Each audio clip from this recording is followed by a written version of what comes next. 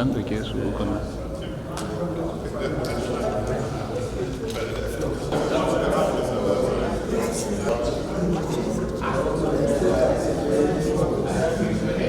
Ladies and gentlemen, good afternoon. It is with great honor and gratitude that I stand before you today representing the Nigerian University Tax Club in this wonderful occasion. I would like to first thank the President for this wonderful opportunity given to Mr. Taiwo Oyedele. We are certain that his visionary leadership will lead the country to where it wants to be. I would also like to commend other members of the Tax Reform Committee for their service to the public and their move to making this country a better place. To other citizens of Nigeria, I would like to say thank you to everyone for their support thus far to Nigeria.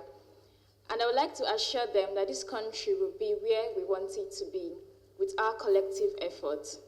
Thank you all once again for your continued support.